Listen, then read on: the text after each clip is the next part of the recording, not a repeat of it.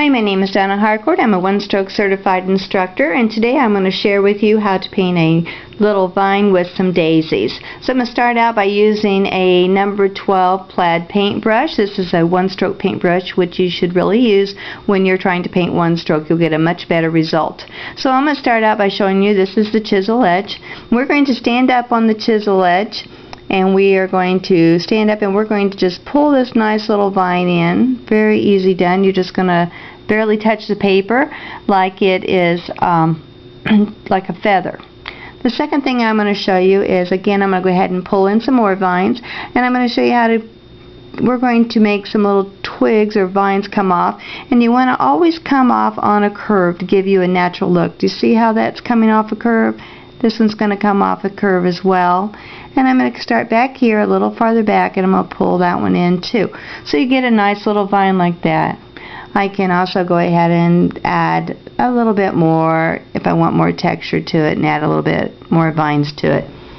So having said that, I'm going to just go ahead and put a few more of these in. The little wispies, they make it look really nice. Now I'm going to show you how to do a one-stroke leaf. I'm going to stand up, and again on the chisel edge, push down flat, and blend those colors. I like to think 1, 2, 3 in my head.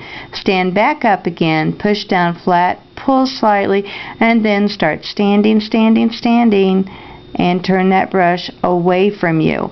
Then come back here and use just the little tips of that brush right there on the edge to pull that vine in. Now can you see right there where it's a little bit light?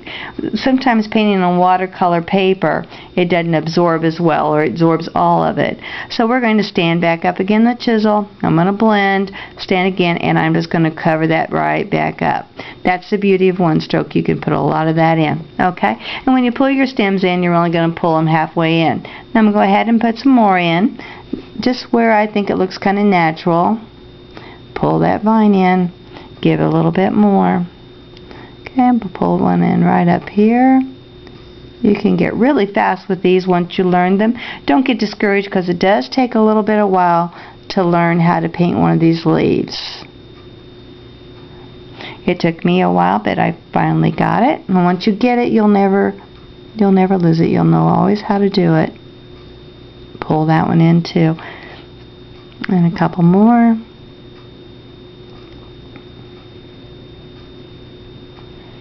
And one more. And blend it. Usually blend them pretty well. 1, 2, 3. Push down. And when you usually do second or third, you don't have to blend quite as much if you don't want to. Okay, so we've got our vine in, and we've got our leaves in. Now I'm going to show you how to put the daisy in. What I do first with daisies, I like to put a marking or a mapping of it in. So my first daisy is going to go right here in this area. See that little yellow? I'm just using a round brush on this one. I like to use the Royal Majestic, and this happens to be a number 6. You can use a flat brush if you want to, but I just think the round brush is so much easier. The one stroke does make a round brush, and you can use that as well. Okay, so there's some yellow. So that maps in. I know I'm going to have 3 daisies. Okay, now I'm going to take and rinse that brush out, and I'm going to show you what I'm going to do. I'm going to load up my paintbrush with some purple. Can you see that? Let me see if I'm in the right place. Okay, I'm going to load it with some purple, and I'm going to come back and I'm going to push it into that white. So see, I've got some purple and some white on my brush.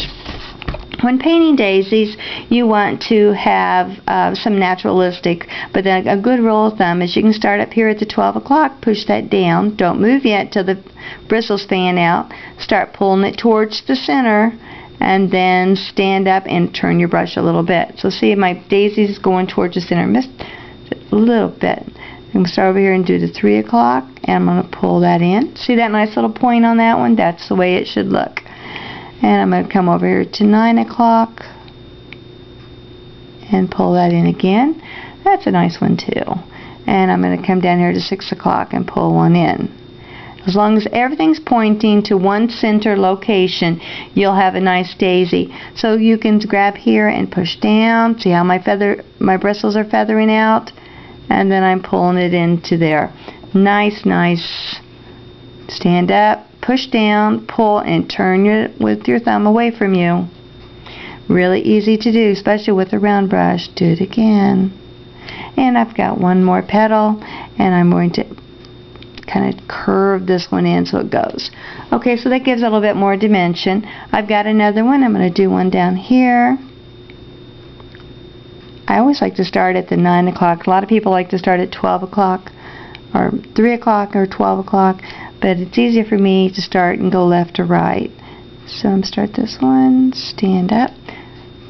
I think if you've never used a round brush and you would like to try one of these, I think you'll be amazed how much easier it is to use a round brush to make nice little daisy petals. I used a flat brush for a long time and then found this round brush, and I haven't put it down since. Okay, one more. We're going to go over that one because that's okay. When flowers overlap, they just look so much more natural. Okay, on this one over here, I'm going to take and start it at the top. Pull that one in. One more. Turn it. Did you see how I turned my brush away from me? Okay, stand on top, push down, and I turn it away from me again. Gives that nice little point. This will be a great big help for you if you ever like to do stroke work. This will be very helpful for you. So right now I'm just filling it in. It's okay that I went into my center because we're going back to put those centers in anyway. More white, more purple, pulling that in. One more. And you can make these as big or fluffy as you want, or cover them over. And I've got one more I'm going to put in. Okay, and that puts in my 3 little daisies that I like. So now I'm going to go back with the yellow, and I'm going to put in the centers again by picking up just yellow, and I'm still using my round brush. I'm putting in the center, pushing down and pull it across just like we did when we first did our mapping. Okay, there we go, and those are the centers. Okay, now I'm going to take my number 6 flat brush, and I'm going to load it with some floating medium. Floating medium is a paint without the pigment, and I'm going to pick up a little bit of burnt sienna on one corner. So now I just have a little bit. Let me show you how I did that. I dipped into the floating medium, I came over here and I touched into the corner and I pulled on the burnt sienna. Okay, I'm going to put this down around the bottom and just give a little smile to our daisy. It gives it a little bit more realistic. It's better if the center's dry, but for time I don't have time to do the center to get dry. But there we go. Let's put a little bit of yellow that back in. It's a little thick. Okay, now the next thing we're going to do is I'm just going to take a little tiny brush and pick up a little bit of that brown and put some of little dots in. Okay, and this is going to show you, just give a little bit more realism. See how pretty those little daisies are? And now they really kind of pop. Okay, and last thing you want to do is you want to put your name somewhere. So I'm just going to write my name in here. And